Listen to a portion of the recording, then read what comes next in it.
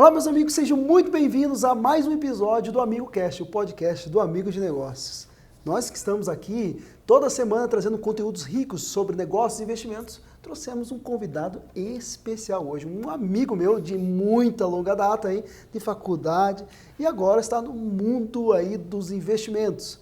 Inclusive chamado aí por muitos de oráculo do mercado. Vamos entender um pouquinho sobre por que esse nome, é óbvio, e conhecer um pouquinho mais sobre esse mercado tão importante que são os criptoativos.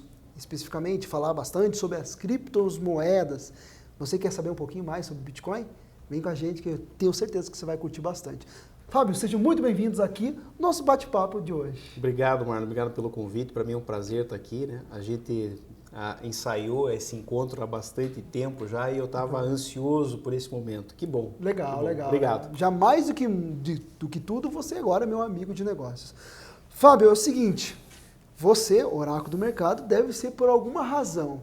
Mas primeiro eu quero saber um pouquinho mais sobre a sua caminhada. Foi uma pergunta que eu acredito que é bem importante, que eu vim pensando. Como funciona? Como você entrou nesse mercado aí, Fábio? Então vamos lá. Eu entrei nesse mercado há muito tempo. Eu acredito que deve ter uns 20 anos já que eu entrei no mercado. Existia na internet, na época da internet de escada ainda, Uau. um negócio chamado Desafio Invest Shop. Nesse Desafio Invest Shop eles te davam R$100 mil fictícios para que você comprasse ações da bolsa e toda semana os que melhor performavam ganhavam prêmios daquela empresa. E foi aí que eu comecei a entrar no mercado financeiro, sem gráfico, na época ainda que você precisava usar o telefone para falar com o corretor na mesa, compra, vende, etc. Né? Foi ali que eu comecei a minha trajetória. Foi uma trajetória bastante árdua, né? Muitas pessoas vendem na internet o mercado financeiro como uma possibilidade de você largar o teu trabalho, viver única e exclusivamente do mercado financeiro. Existem alguns que inclusive fazem vídeos do pessoal vai na panificadora, né, pede um croissant, um café, daí vai pro celular, faz ali um trade, olha, ganhei R$100, paga o croissant e tal, como se a vida de um operador de mercado, de um trader, fosse uma vida fácil e que o dinheiro viesse assim. A verdade, ela é bem diferente disso. Imagina. O mercado, ele te estraçalha, ele te arrebenta. Eu, ao longo da minha caminhada, perdi muito dinheiro até eu começar a entender como as coisas funcionam, até eu começar a acertar o meu próprio psicológico em relação aos meus investimentos, mas ele data dessa época. Eu comecei no mercado há bastante tempo. Aí você me perguntou, né, por que do oráculo do mercado, né? Eu até acho um pouco prepotente esse nome, não fui eu quem me autonominei, né, de oráculo do mercado. Na verdade, assim, como eu entendi, eu sou um grafista, certo, né? Grafista é aquele analista de mercado que olha o mercado através de candles e de ferramentas para mensurar altas ou quedas, correções através do gráfico. E em 2020 nós tivemos um boom de GameFi, que eram jogos play to earn, ou seja, jogue para ganhar. Lembra. Então, assim, teve uma febre, foi a narrativa do momento, onde nós tivemos aí jogos como Axie Infinity, PVU, despontando mundialmente como os precursores e os grandes games, onde você fazia um investimento e obtinha excelentes retornos com esses jogos. Uma noite dessas eu tô vendo um canal ao vivo, da transmissão ao vivo de um youtuber analisando o PVU, jogando o PVU, falando pra galera do PVU, que era esse joguinho à época, e ele abre o gráfico, e ele começa a falar do gráfico, e ele fala um monte de besteira. E eu entrei no chat ali do YouTube e falei, olha, existem algumas coisas que você pontuou que talvez não sejam do jeito que você falou. E se você quiser, eu posso te dar uma ajuda. Cara, esse cara teve a humildade, e que eu achei muito legal, a gente se tornou amigo, ele é do Rio de Janeiro. Ele teve a humildade, ele leu o que eu coloquei ali, e ele falou, cara, vou te mandar um direct e você entra no meu Discord agora. E também eu acho que ele foi até incauto, porque eu podia ser... Sim, ele deu sorte porque eu tava ali honesto naquilo que eu tava falando com ele, né? Claro. Mas, e aí ele me mandou o Discord, e eu entrei no Discord, e eu entrei ao vivo com ele nessa noite. E o que aconteceu nesse dia? Eu fiz a análise gráfica do PVU para a galera que estava assistindo o vídeo dele e falei os pontos de entrada e de saída do PVU. E papai do céu foi legal comigo, porque ele bateu todos os pontos, de entrada e de saída. Bem, isso causou um burburinho na comunidade dele e ele me chamou para a próxima live que aconteceria na outra semana. No meio da semana ele falou comigo e olha, cara, você precisa estar na minha outra live. Eu falei, sem problema, vamos lá. Eu não era youtuber, eu não fazia vídeo, nada disso. E eu fui fazer a segunda live com ele. E na segunda live com ele, depois do PVU naquela semana ter batido todos os pontos, eu renovei a análise e falei, olha, o PVU agora vai fazer tal movimento. Ele precisa fazer esse movimento por conta de invalidar tudo que ele fez até agora. E era um movimento bastante bonito. Eu agora não me lembro de cabeça, mas era algo em torno assim, de 80% que ele deveria valorizar naquela semana. Ele precisava fazer esse movimento de 80%. E a galera ali no chat, que isso, mas 80%, haha, uns dando risada, etc e tal. E ele bateu 110%. Uau! Ele passou dos mais ali 80. Fez a... E aí na terceira live eu já era o oráculo. Esse cara é o oráculo, esse cara é o oráculo, esse cara é o oráculo. E ali eu virei o oráculo do mercado e ali eu fui impulsionado por eles em ter o meu próprio canal e em começar a fazer análise de criptoativos e de ter o meu canal produzindo vídeos semanalmente. Que bacana, estou com o Fábio, amigo, oráculo do mercado. Falando em oráculo, me conta um pouquinho sobre essa alta de Bitcoin, cara. Por quê? Quais são as razões? Como chegou aí? Veja só. Muito se comenta que a alta do Bitcoin se deve em virtude da eleição do Donald Trump à presidência dos Estados Unidos. Isso é uma verdade, mas uma meia-verdade, porque não é apenas disso que decorre o aumento do Bitcoin. Certo. O Bitcoin ele andou de lado, né? Durante aí uns 6 meses o Bitcoin está andando de lado numa estrutura gráfica, que para quem conhece um pouco dessas estruturas gráficas, ela é chamada de bandeira. Então o Bitcoin agora após a eleição, né, do Donald Trump, ele rompe essa estrutura de bandeira. E ele faz o rompimento da estrutura de bandeira, volta para confirmar a estrutura de bandeira e rompe o topo anterior da estrutura da bandeira rompida. Então assim, nós estamos num movimento grafista onde nós vamos fazer um novo mastro e o Bitcoin tende a alcançar patamares ainda maiores. A eleição norte-americana, então, o que ela faz? Ela faz apenas com que aquela mola que estava comprimida e que todos sabiam que ia expandir, tenha a liberdade para fazer a expansão. Porque entre Donald Trump e a Kamala, existiam duas posições antagônicas, né? Antagônicas, ou seja, então bastante distintas. Do ponto de vista da Kamala, era a manutenção do status quo, com o Gary Gensler lá comandando a SEC, e o Gary Gensler, que comanda a SEC norte-americana, que é a secretaria que analisa as criptomoedas, a economia, etc., ele tinha uma visão não criptomoedas. Ele é um cara que não gosta de criptomoedas. Então, assim, ele colocava muitas barreiras ao mundo cripto. Com a entrada do Donald Trump, inclusive em campanha, participou da feira, do Congresso do Bitcoin, e lá ele disse, olha, eu sou favorável às criptomoedas e eu entendo que os Estados Unidos precisa ter em caixa 1% dos Bitcoins mundiais. Então, assim, ele abre a perspectiva de que o próprio Estado norte-americano vai adquirir milhares e milhares de bitcoins ao longo de 5 anos para ele deter 1% do suprimento total de 21 milhões de bitcoins, porque é só isso que nós teremos na história, na vida, né? Neste mundo só haverá 21 milhões de bitcoins e nenhum bitcoin a mais. Então, se deve a essa entrada do Trump, então, o gatilho para a alta, mas também o que nós temos. Nós tivemos há pouco tempo atrás o halving.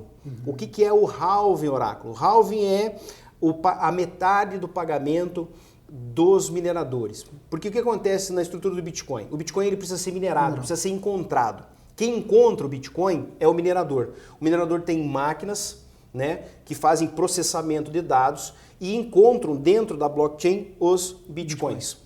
Por esse trabalho de encontrar Bitcoins, ele é remunerado com Bitcoins. Então, há pouco tempo atrás, porque a cada de 4 em 4 anos, o Bitcoin remunera pela metade. Ou seja, o pagamento do minerador cai pela metade de 4 em 4 anos. E ao longo de alguns meses atrás, então nós tivemos o halving, onde os mineradores então estão recebendo a metade. E aí o que eu pontuo com você? Veja só como é que são as coisas. O minerador tem os mesmos custos operacionais para minerar o Bitcoin antes e pós-halving, ou seja, a energia elétrica se mantém a mesma, o custo com funcionário, o custo de estrutura, ou seja, e até aumenta, e às vezes até aumenta. Só que ele está recebendo a metade. Então concorda comigo que ele tem que fazer com que o seu Bitcoin tenha mais valor para ele fazer frente aos seus gastos? Claro, então, inevitavelmente, o Bitcoin também sofre uma valorização e grande pós-halving, porque justamente quem entrega Bitcoin no mercado, agora está recebendo a metade do que estava ganhando antes, tendo que pagar os mesmos custos ou até custos maiores. Claro. Então, por isso, ele aumenta. Então, essa também é uma das motivações que fazem com que o Bitcoin suba. Outra questão bastante importante que nós estamos observando no mercado e que autoriza e impulsiona a alta dos Bitcoins é justamente a adoção dos Bitcoins por conta de instituições. Olha só que interessante. As grandes empresas, os grandes investidores, as hastes, os bancos, os fundos de investimento, na sua grande maioria, se não a totalidade deles, por regra de compliance, não podiam adquirir bitcoins. Por quê?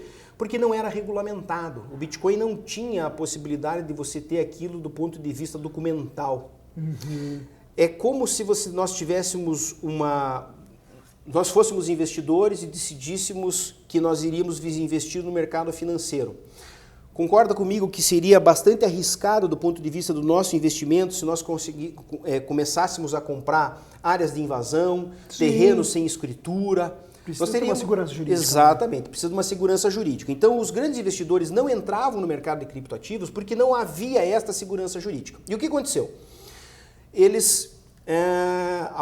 Alguns fundos de investimento, BlackRock, Venice e outros fundos de investimento pediram à SEC a emissão de ETFs, ou seja, a possibilidade de escriturar na Bolsa de Valores ativos lastreados em criptoativos. E eles pediram em Bitcoin e pediram em Ethereum. Então os ETFs de Bitcoin e de Ethereum foram autorizados e eles agora podem ser negociados na Bolsa. Isso libera então que o grande investidor possa adquirir via Bolsa de Valores ativos financeiros cujo lastro é o Bitcoin ou o Ethereum. Legal. E isso impulsionou o mercado de tal forma que hoje nós temos uma sanha, uma avidez, uma vontade de comprar ETFs muito superior à produção de bitcoins. Ou seja, os mineradores conseguem colocar, vamos brincar aqui de números, coloca-se 800 bitcoins no mercado e eu tenho, por conta dos ETFs, a necessidade de 5.000 bitcoins.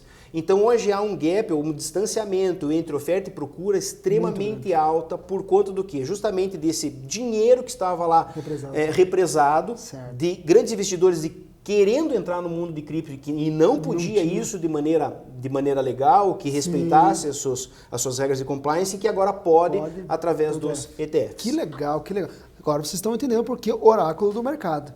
Quero saber quais seriam as melhores estratégias, então, para investir em tudo isso, Fábio.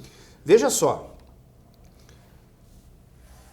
do ponto de vista do investimento, o mundo das criptomoedas ele é extremamente arriscado, né? Não dá pra gente, eu não vim aqui para vender o sonho, né? Para vender o sonho de que o mundo de criptoativos é algo fácil e algo certo. Não, muito pelo contrário, ele é bastante desafiador. A volatilidade dentro do mundo do cripto é a maior volatilidade que nós podemos encontrar do ponto de vista de finanças. Até mais que derivativos, né? Sim, mais. Até mais. O nosso facilmente para quem vai analisar as criptomoedas e procurar um token, você vai verificar que toda semana você tem um token valorizando 80%, 90% em 2, 3 dias, caindo 90% num único dia. Então a volatilidade dentro do mundo cripto ela é absurda. O que eu diria para quem quer investir? Primeiro é encontrar ativos, tokens, né, que sejam fundamentados em alguma estrutura, em algum projeto sólido e que faça sentido. Claro. E um segundo aspecto, depois talvez a gente vá até revisitar essa pergunta, é trabalhar o que os americanos falam de DCA, Dollar Cost Average, que seria então aquele médio do seu custo em dólar. Isso significa o que, Oráculo? Significa que você deve comprar aquele ativo que você acredita que vai performar bem a todo momento. Legal. Então você faz um custo em dólar Aos pouquinhos. mediano. Veja só, quem comprou Bitcoin a $70 mil há um ano e meio atrás estava desesperado, porque o Bitcoin lá embaixo, caiu, chegou ali a 17, 18 mil dólares. Então você imagine o investidor que entra lá em 70, 68, 60 mil dólares e vê o seu investimento cair para casa dos 17, 18, 19. Tem que ter estômago. Agora, se ele fosse fazendo compras ao longo da queda, o seu preço médio não estaria agora no topo onde nós estamos agora, porque o Bitcoin está performando na casa dos 82, 80 mil dólares, tá, né? Conseguiu superar a casa dos 80 mil dólares. Então ele não estaria com o seu preço de compra próximo ao topo que nós estamos agora. Ele estaria com o seu médio bem lá embaixo, porque ele poderia estar comprando nos 60 mil, nos 55, nos 50, no 45, no 43, no 40, no 37, no 38, no 30, no 22, entendeu? Fazendo custo médio, Perfeito. ou seja, com isso ele estava reduzindo o seu custo de bitcoins, colocando mais bitcoins a valor menor, ou seja, conseguindo comprar mais bitcoins com o seu rico dinheirinho, e hoje ele estaria vendo que, porque hoje não tem nenhum comprador de bitcoin no prejuízo. Com certeza. Nós estamos batendo o máximo histórico, então E tá ninguém subindo, está no claro. prejuízo. Mesmo esse que comprou no topo passado, já está no lucro. Mas ele poderia estar já com 100%, Sem dúvida. 70% de lucro com o Bitcoin agora chegando no seu preço de custo quando ele comprou o topo passado. Legal, legal. E nessa volatilidade, você acredita que, para quem está começando, é interessante fazer uma mescla entre criptoativos e renda fixa ou bolsa? Ou você acha que o cara tem que aprender um pouquinho, colocar um pedaço do orçamento e já jogar no cripto? O que você pensa nessa questão de montar a carteira de investimentos? Tá. Para a gente falar sobre uma forma ideal de carteira de investimentos, antes disso a gente tem que falar sobre o modelo do próprio investidor. Eu tenho investidores que são muito tradicionais e conservadores. Eu tenho investidores que são arrojados e destemidos. E eu tenho dentro dessas duas pontas o investidor mediano, que quer assumir um risco, mas não tão risco. Então, assim, a primeira coisa que eu digo é que você que está assistindo a esse nosso podcast é se definir. O que eu sou do ponto de vista do investidor? Eu sou um investidor que gosta de assumir risco e altos riscos. Eu sou um investidor que gosta de assumir riscos, mas alguns riscos. Eu sou um investidor que não gosto de assumir risco nenhum. Então eu tenho que primeiro me definir. Com base nisso, aí a gente vai saber o que seria o ideal do ponto de vista da sua própria carteira. Vamos pegar o médio? Perfeito. Para a gente ter uma resposta única no meio do caminho. Eu entendo que sim, a diversificação entre bolsa de valores, criptoativos, mercado imobiliário, fundos de investimentos é o melhor dos mundos. Claro. Porque você pode ter numa ponta tendo uma alta, você pode ter na outra ponta tendo uma queda, e aí você tem uma compensação entre as duas pontas, você pode ter todas elas migrando para o mesmo lugar, mas do ponto de vista do investimento, essa diversificação, ela faz com que você nem suba tão rápido quanto aquele mais arrojado, mas também não despenque tão rápido quanto o arrojado. Então, ter uma carteira diversificada faz com que você fique mais blindado a essa possibilidade de movimentos abruptos no mercado e que vêm às vezes de maneira totalmente desconhecidas, né, do nada e acontece. Então, quando você tem uma carteira diversificada, você consegue se blindar com mais facilidade a esse tipo de situação. Tá, legal, bacana. Mas para quem optar pelo investimento em cripto, enfim, em bolsa, como que você faz normalmente a análise, indicadores aí para analisar esse gráfico? Você falou que é grafista, né? Bem, vamos lá. Eu sou grafista. Você que de repente está assistindo esse podcast pode não saber o que seja o que é um grafista. Né? O que é um grafista? Né? Ele faz grafite na parede. O que é um grafista? Bem, você pode analisar o gráfico, você pode analisar o ativo financeiro por vários vieses, várias formas de análise. Então existe uma análise que é a chamada análise fundamentalista. Nessa análise fundamentalista eu vou analisar os indicadores econômicos de determinado ativo. Se nós estamos falando da empresa, a gente vai ver a capacidade de pagamento, balanço, dívidas, contratos que ela tem futuros, os impostos, objetivos, quem está no comando, como é a gestão dessa empresa. Ou seja, existe uma vasta gama de dados a serem analisados para dizer para você, olha, esse ativo está barato, está descontado, não está mais descontado, já está caro, e etc. Então, essa é uma análise do ponto de vista fundamental. Agora, a análise que eu faço é uma análise puramente do gráfico. Até porque no mundo das criptomoedas, é mais difícil também sendo. Absolutamente diferente do mundo das ações.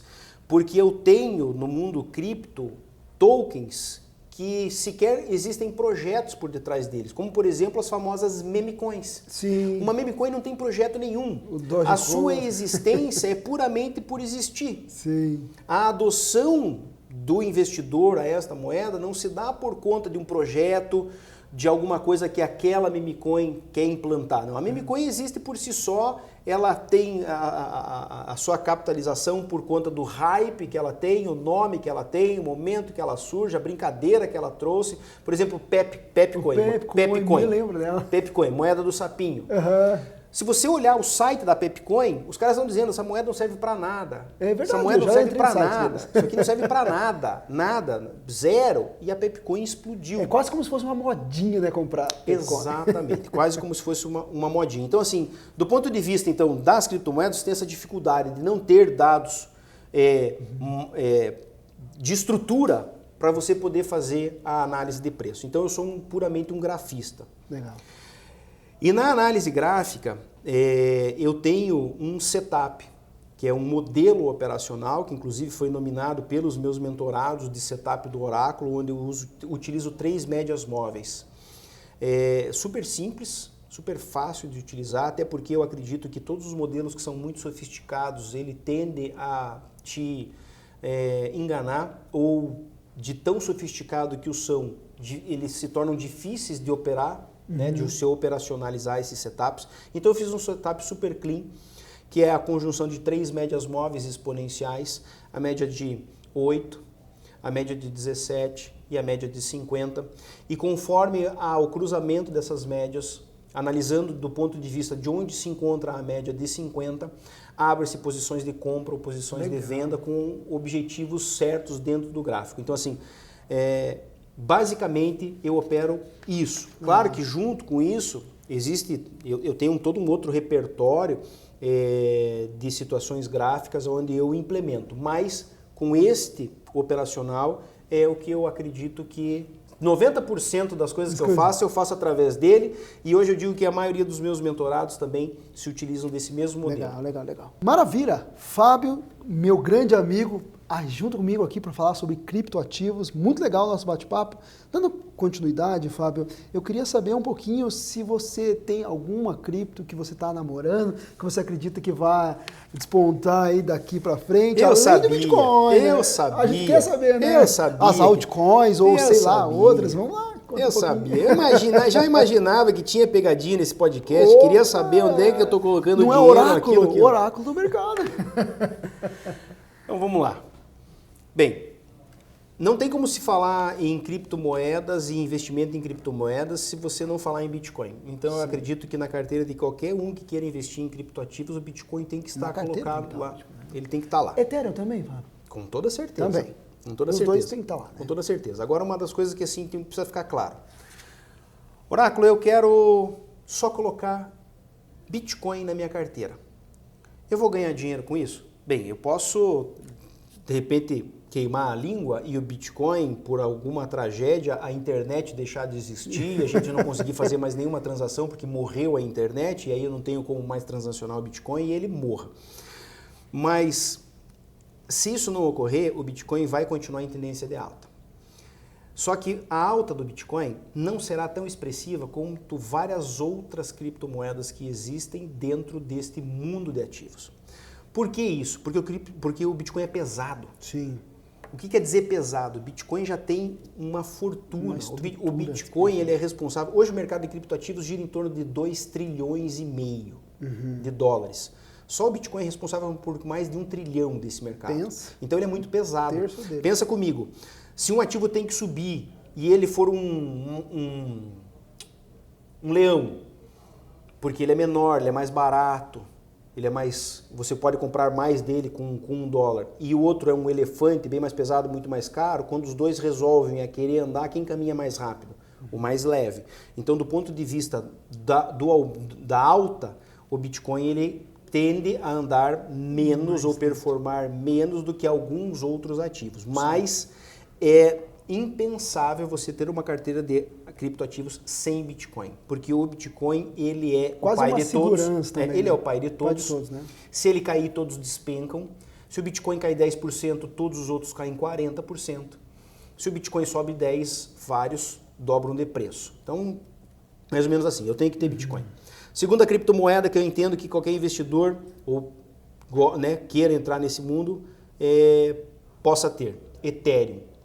Por quê? É a segunda maior criptomoeda que nós temos. Ela só perde para o Bitcoin em valor de mercado.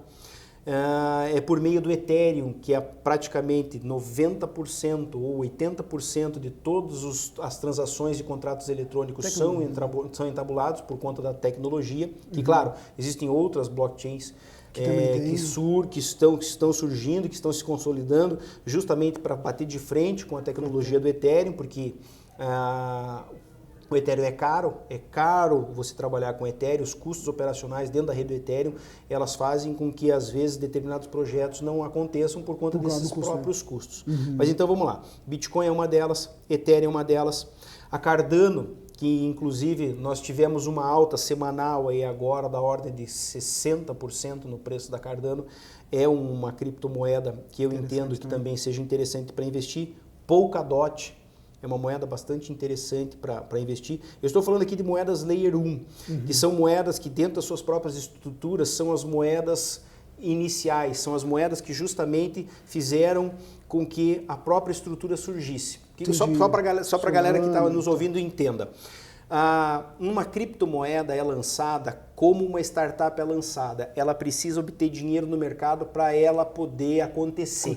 Então, o desenvolvedor projeta alguma coisa, né? Uma blockchain, uma forma dos contratos inteligentes trabalharem, a possibilidade de estruturar o mundo das criptomoedas com o mundo físico e por aí vai. Então ele idealiza isso.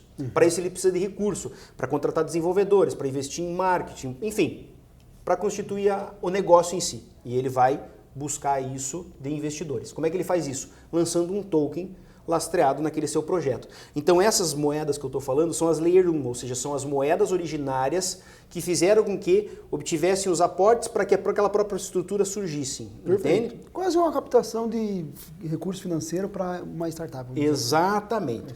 Outra moeda que eu acho que é interessante para o mercado, Chainlink. Por que Chainlink? Porque Chainlink ela tem uma estrutura de blockchain que caiu no gosto dos bancos centrais. E a maioria das CBDCs serão lançadas pela estrutura da Chainlink.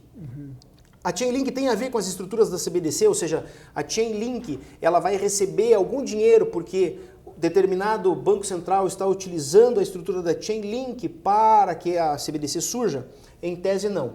Agora, pensa comigo, se o investidor vê que, vamos supor, a nossa moeda eletrônica seja lançada pela estrutura da Chainlink, isso dá segurança para que ele olhe, cara, esse projeto é bom. É bom, né?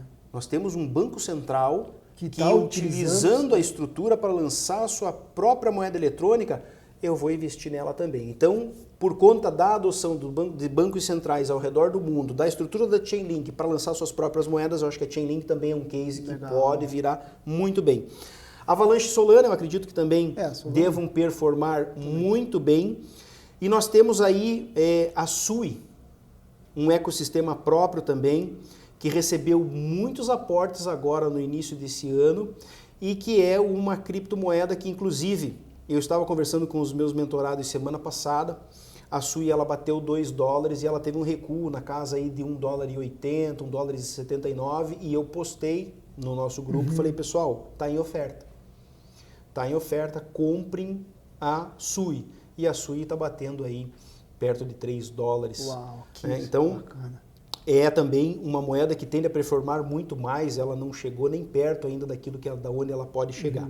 E aí eu tenho duas apostas, tá? Para a gente fechar isso dos ativos. Duas apostas minhas, eu estou skin the game nas duas delas. Uma, legal. inclusive, eu estou envolvido até como um autenticador da própria estrutura. Que legal. Né? Eu investi na aquisição de nodes, então eu hoje tenho computadores ligados em casa, trabalhando esses nodes e validando a própria rede, de tanto que eu acredito na estrutura. A primeira delas, a ATH. Essa é a moeda pela qual eu comprei os nodes, a Ether. Vamos falar um pouquinho sobre ela para que o pessoal que está lá em casa possa entender o que é essa estrutura. O mercado de criptomoedas, ele é impulsionado ou ele se movimenta através de narrativas. Como, por exemplo, nós tínhamos a narrativa há 2 anos atrás do GameFi, né, que até contei um pouco da história. Sim. Então, o GameFi veio e todo mundo, cara, eu preciso investir em jogo, eu preciso investir em game, eu tenho que estar nisso. Igual o metaverso também, os caras estão ganhando dinheiro, eu tô fora, o que é? Eu preciso entrar nisso. Nem sei como é que funciona, nem jogo, não sou um jogador, mas eu quero entrar no negócio porque eu quero ganhar dinheiro. É aquele FOMO, né? O Fear of Missing Off, né? O medo de ficar de fora. E o GameFi, né? O Play to Earn, entrou nesse hype e subiu exageradamente. Quem aproveitou esse momento ganhou muito dinheiro. Acabou o momento da GameFi, não se fala mais, ou seja, ela perdeu, né, prestígio dentro do mundo das criptomoedas. E o que nós estamos vendo agora, que ainda está em fase inicial? Inteligência artificial. Sim. Então nós estamos vendo o boom da inteligência artificial. E esse boom da inteligência artificial também veio para o mundo das criptomoedas. E a Ether, que é a ATH, é uma dessas moedas. Ela rivaliza com a Render. Render vem desse nome porque ela é uma moeda ligada à renderização. Né? Para o pessoal aí de tecnologia sabe que você vai fazer um vídeo, você tem que renderizar, né? Você precisa, ajeitar os vídeos, melhorar o áudio, né? E etc. Claro. E traz cenas. Então, assim, você precisa de uma estrutura computacional para fazer isso. A Render entrou nesse mercado para fazer justamente isso, porque precisa de computadores. Veja só, se você tiver um computadorzinho mequetrefe e você, dependendo do tipo da coisa que você vai renderizar, você deixa ele ligado e daqui 3 dias ele vai renderizar aquilo para você. Então, você precisa de computador, supercomputador para fazer isso. A Render entra nesse mercado, oferecendo supercomputadores para fazer esse tipo de trabalho, lança um token para fazer justamente a compra dos equipamentos e montagem de toda a estrutura, e hoje é um token que vale mais ou menos $7 ou $8. Uau. A ATH, a Ether, ela vislumbrando a inteligência artificial. Para quem não sabe, pessoal, a inteligência artificial ela é produzida em placas, né? O software que processa os dados, que recebe conteúdo, que lhe fornece conteúdo, são placas. Eram placas gráficas, né? E hoje elas são placas construídas propriamente para a inteligência artificial. A maior fabricante delas é a NVIDIA, a que detém 90% do mercado. E a Ether entra nesse mercado entendendo que a necessidade de inteligência artificial por todos, nós aqui, eu uso inteligência artificial, eu tenho certeza que você, Marlon, usa inteligência artificial, acho que todas as empresas que estão aqui dentro desse hub utilizam de inteligência artificial, e se você não utiliza de inteligência artificial, está atrasado e vai usar. Inevitavelmente você vai usar. E vou te dizer, tem coisas que já usam inteligência artificial por você e você nem sabe. Teu celular usa inteligência artificial por você e você não sabe.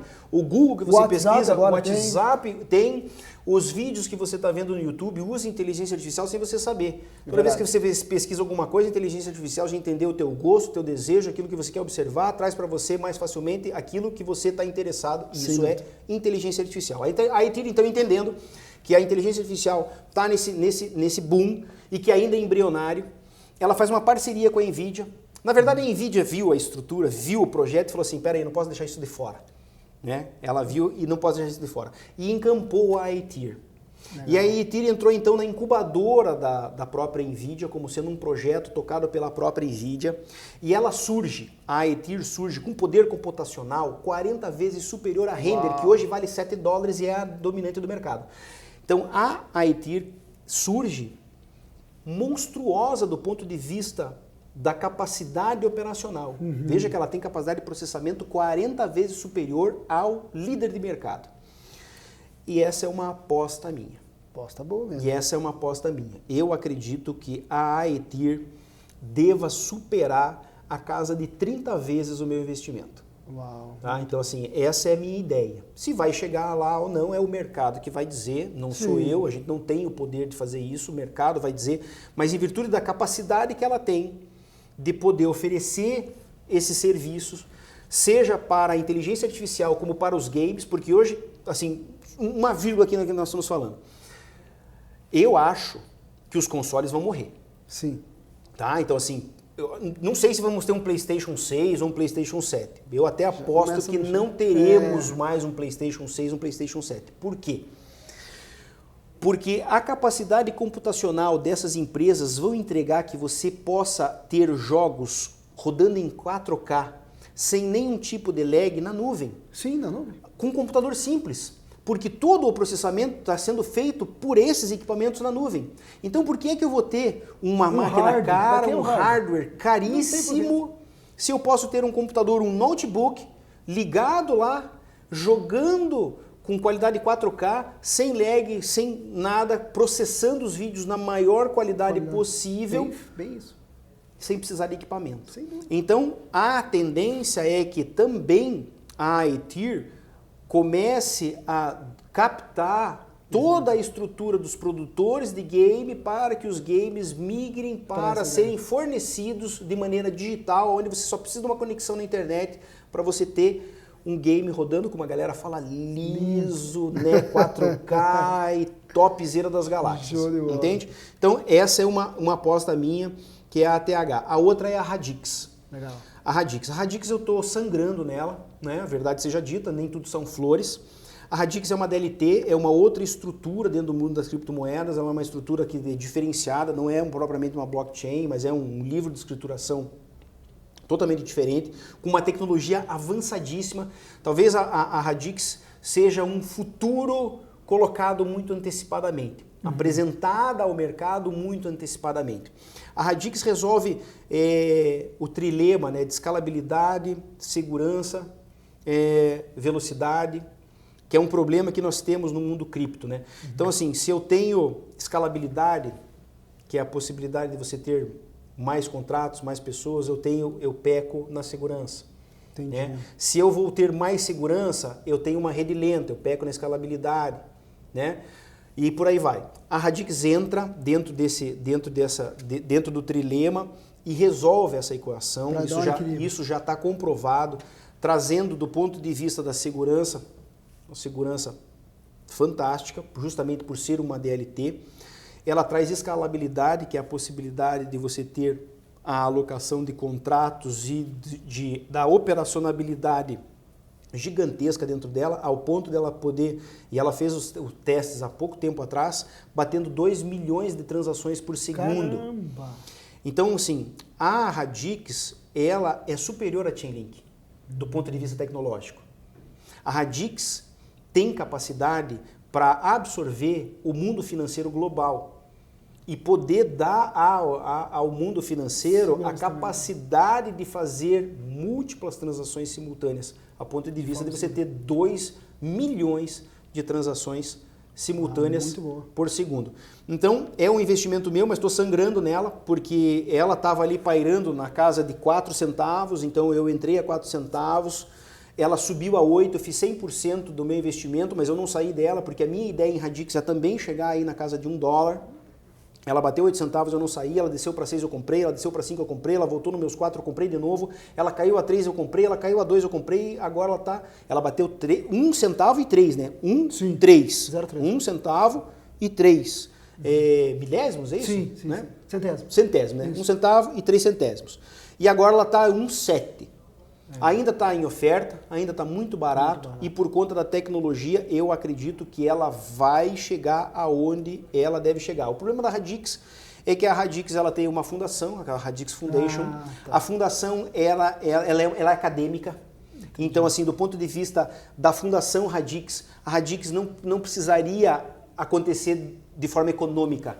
Ela só precisaria acontecer de uma forma institucional e acadêmica. Ou seja, nós somos tudo isso que nós somos e não precisamos de grana ou não estamos nem aí para grana. O problema é que a adoção dela enquanto tecnologia, ela precisa surgir também do ponto de vista econômico. Falta um modelo de negócio. Isso, exatamente. Ela precisa surgir do ponto de vista econômico. Então houve agora, questão de pouco tempo atrás, uma cisão dentro da estrutura, onde alguns dos CEOs, né, dos fundadores, né, e criadores da Radix vão se dedicar à fundação. E o desenvolvedor master, aquele que de fato criou a estrutura da Radix, vai ficar com a parte mais operacional da Radix, mais como um modelo de negócios do ponto de vista financeiro e econômico, investindo então em marketing, em divulgação, trazendo a Radix para o conhecimento geral, porque se a Radix não for vista pelo mundo, como é que eu sei que ela tem essa tecnologia? Ela pode ter uma baita uma tecnologia, mas se não tiver adoção, vai continuar andando de lado e perdendo valor. Então, por conta dessa análise, que eles fizeram tardiamente, porque já podiam ter feito há bastante tempo, mas que bom que fizeram agora, a Radix então tem essa divisão, e agora eu tenho então, por conta do CEO, o cabeça, o inventor da própria estrutura, tocando a parte mais do core business ali da Radix, deixando a fundação para os acadêmicos e fazendo a gestão da Radix da forma econômica. Então eu acredito que a Radix tende a performar muito bem. Não sei se a Radix é para essa bull run, não sei se a Radix é para esse ciclo econômico desse halving, mas para o próximo halving, possivelmente a Radix seja um excelente ativo. Isso não quer dizer que não vale o investimento dela agora, porque eu acredito que ela nessa casa aí de 1 centavo, para mim ela ainda está em oferta. Falando o que você falou agora na questão de momento, mexe muito com o emocional. Como é gerir emocionalmente nesse mercado tão volátil? Porque eu acho que é um desafio enorme também para o investidor, não? Olha, o grande desafio para o investidor, pelo menos o que eu observo nas minhas mentorias, é trabalhar a ganância. Sabe? Eu acho que a ganância, ela faz com que você cometa erros e erros graves. Eu não vou dizer que nós somos educados assim, mas eu acho que é da natureza humana conseguir resultados rápidos.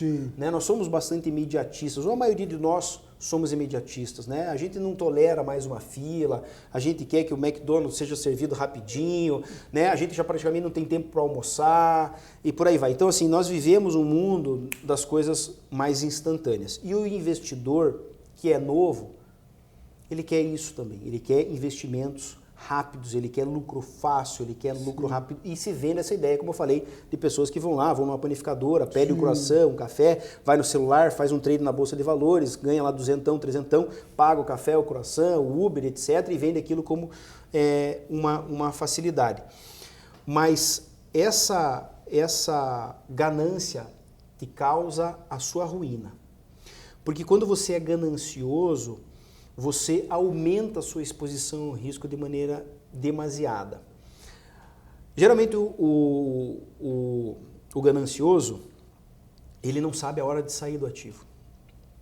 Porque junto com a ganância, vem um elemento subjetivo muito importante, que é a crença. O ganancioso, ele é um cara crente. Crente que aquilo que ele fez, ou aquele aporte que ele fez, ou aquele investimento que ele fez, vai dar certo. Pro resto da vida. Porque se ele não tivesse essa crença, ele não seria ganancioso. É a ganância justamente que faz com que ele seja um cara que acredita. Então pensa comigo, se o cara tá num investimento alavancado, alavancagem é quando você consegue a multiplicação com o seu dinheiro. Você coloca ele na corretora, a corretora utiliza aquilo como garantia e multiplica aquele teu dinheiro para que você tenha mais dinheirinho para você poder fazer o seu trade, fazer a sua aposta. Quando você tá na ganância, você tá na crença de que o mercado vai. Como por exemplo agora, vamos lá. O Bitcoin ultrapassou a barreira dos $80. Muitas pessoas entraram long no mercado, que são apostas alavancadas para o mercado continuar a retomada de alta. Mas concorda comigo que o Bitcoin pode bater $83 e de repente numa guinada fazer um negócio chamado short squeeze, que é liquidar esses caras e bater lá na casa de 72, 71 mil dólares e liquidar todos os compradores que entraram na casa de 80 e que estavam com seus stops na região de 73, 72 mil dólares? Pode. Isso é normal de acontecer. Isso acontece sempre. Né? Então o cara que é ganancioso, ele não tem stop, ele reluta em entender que aquele investimento dele deu errado, ele reluta a absorver de que ele precisa sair com aquele prejuízo, porque para o cara que é ganancioso o prejuízo dói muito. Imagino. Dói muito. Então ele vê lá, poxa, eu queria ganhar 30%, mas estou perdendo 10%. Não, 10%, vai voltar. Vai voltar, Marco, vai voltar. E aí o 10% virou 15%. Não. Mas vai voltar no 10, vai voltar no 10 eu saio, tá? Chega em 20. Pô, 20%, não. Então agora se ele voltar para o 15 ali, eu saio. 25%. E ele não sai, porque ele fica na esperança de que o ativo vai retornar aos valores. E dependendo da posição que ele está aberta, a alavancagem que ele tem, ele está morto no mercado, ele perde o seu dinheiro. E vou te dizer, na maioria das vezes, isso eu sei por experiência própria dos meus mentorados, ele vai sair no ponto de maior dor, ou seja, no seu prejuízo máximo aceitável.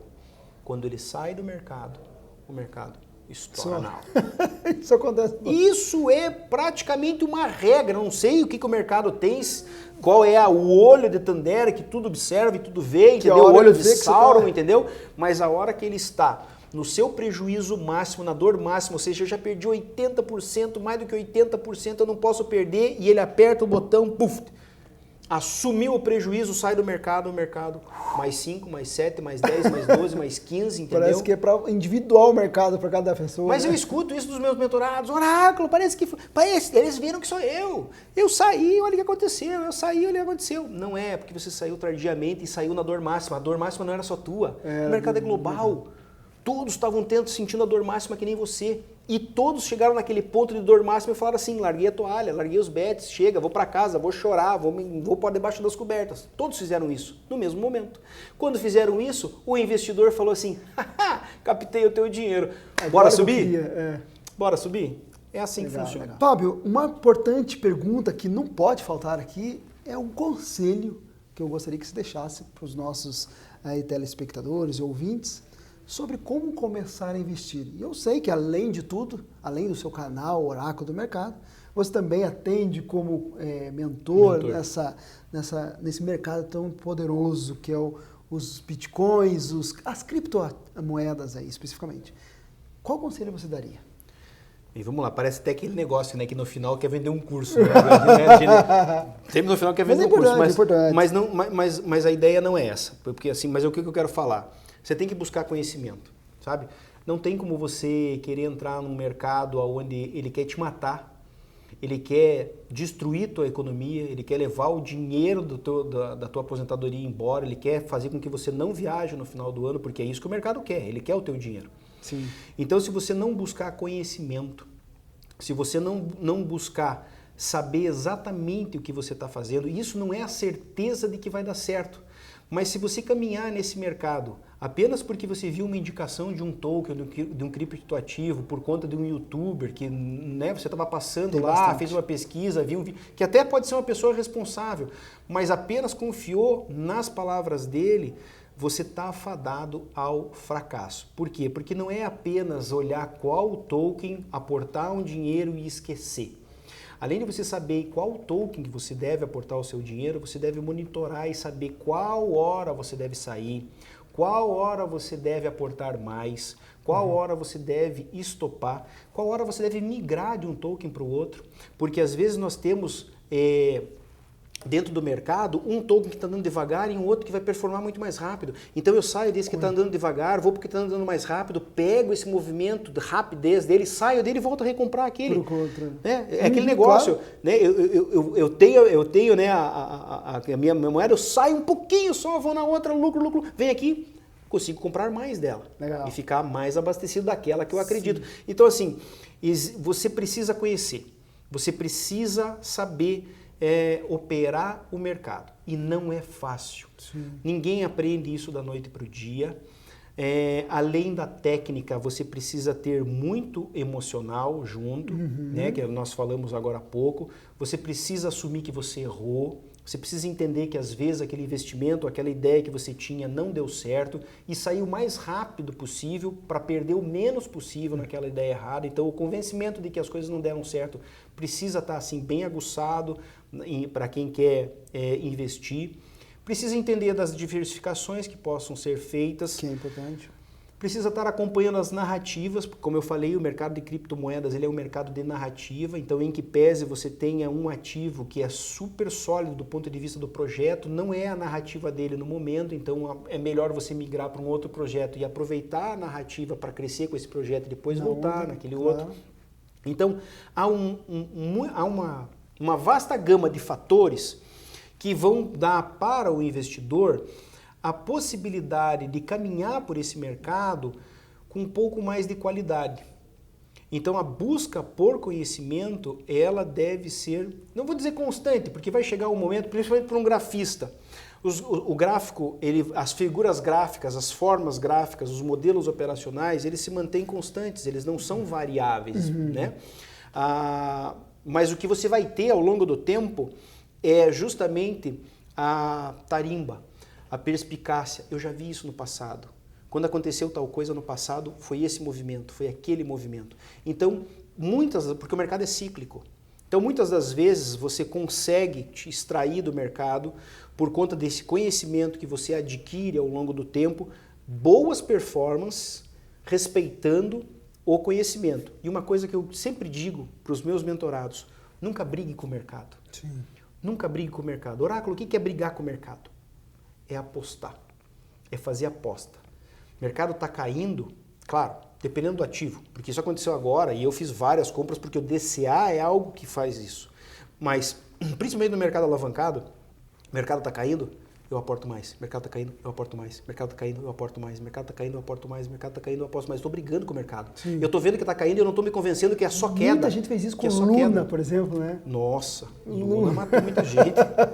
Luna tirou muita gente do mercado. Eu lembro. Luna tirou muita gente do mercado. A FTX também tirou muita gente do mercado. Então, assim, o que você tem que entender é que não se briga com o mercado.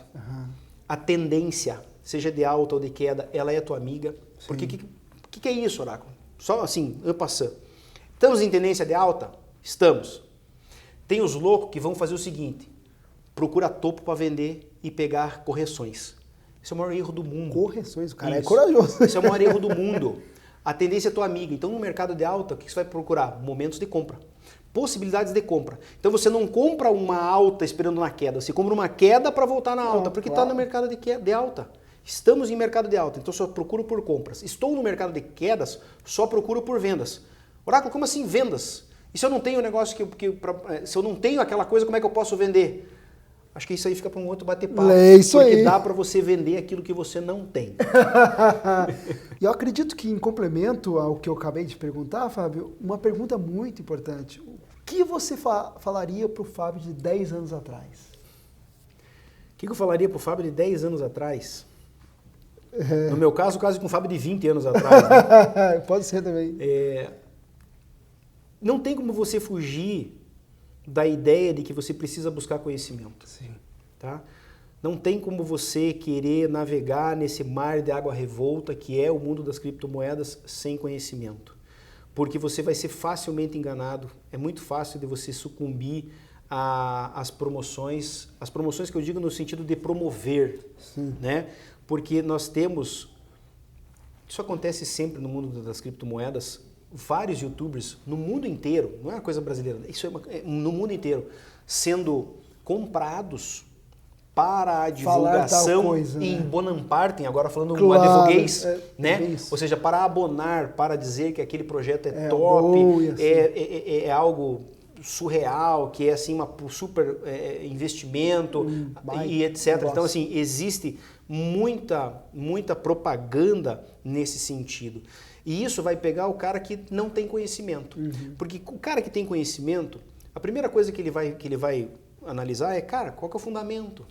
Qual que é o fundamento? É por isso que eu sou um cara que não invisto em meme coins, sabe? Eu posso deixar de ganhar dinheiro, mas eu não ponho dinheiro em meme coins. Né? Zero fundamento, porque assim, eu posso dormir e às 3 horas da manhã acordar com prejuízo de 80%. Exato.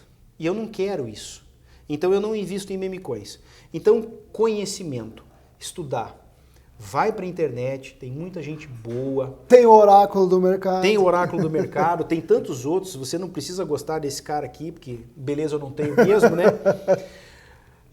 Tem várias pessoas que podem auxiliar, existem vários cursos. Então, assim, o que você precisa buscar é conhecimento. Não dá para investir em determinado ativo porque o vizinho está falando, porque o primo falou, porque de repente o cara na televisão falou.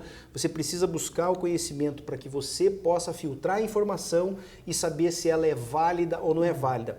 Isso não é a garantia do sucesso de 100%, mas eu vou te dizer que você vai mitigar o prejuízo enormemente se você puder, com sua própria visão, escolher se eu quero ou não quero entrar. Outro conselho para o Fábio de 10 anos atrás é: respeite os instintos. Respeite o instinto. Olhou para o gráfico e fez já para por aí. Sai, não aposta. O mercado, muitas pessoas falam que o mercado é aposta. O mercado financeiro é aposta. Investir na Vale é aposta. Investir na Petrobras é aposta. Comprar uma ATH é aposta. Comprar um Ethereum é aposta. Não. Mercado financeiro é análise de risco.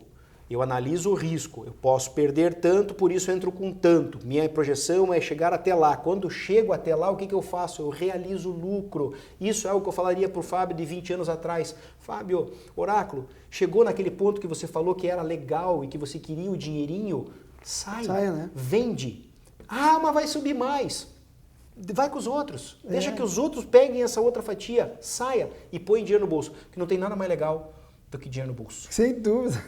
Nada mais legal do que dinheiro no bolso. É isso aí. Foi maravilhoso o nosso bate-papo. Agora, meu amigo de negócio também. Fábio, fique bem tranquilo que você vai receber mais um convite, outro e outro, para parcerias nosso aqui do Amigo de Negócio, com certeza, para estar em outro podcast, na nossa 3ª temporada, com certeza a gente vai falar muito mais disso. Mas antes de terminar o nosso bate-papo, eu gostaria de te deixar um presente do Amigo de Negócio. Que gentileza. Acho que você vai gostar. Muito obrigado. Dá uma olhadinha para ver. E o pessoal, para o pessoal ver também? O pessoal quer saber um pouquinho de qualquer... Cafezinho. Cara, adoro café. Malandrão. Malandrão? Mas mais do que um. Olha, gourmet, cara. Sabores diferentes para você apreciar. Matas de Minas. E como tomar esse café, claro, você tem que ter o... Ah, é que eu ganhei uma dessa. Exatamente. Pô, eu ia pedir. É isso aí. Enquanto ele abre ali, pessoal, vou deixar aqui nos encartes todos os dados para você conhecer mais o oráculo do mercado, o Fábio, e tenho certeza que você vai curtir bastante o canal dele. Também ele tem bastante dicas e, claro, ele vai te apresentar a mentoria para você aprender tudo isso e muito mais, porque ele falou só um totoquinho aqui, um grãozinho de areia de tudo que ele pode falar sobre esse mercado. Fábio, muito obrigado pela sua presença aqui no nosso podcast. Agradeço, obrigado a todos. Foi muito legal. Espero voltar mais vezes porque eu queria falar muito mais. É isso aí. Então, beleza, galera. A gente se vê aí no próximo episódio, com certeza, do nosso querido Amigo Cash. Até mais. Tchau, tchau.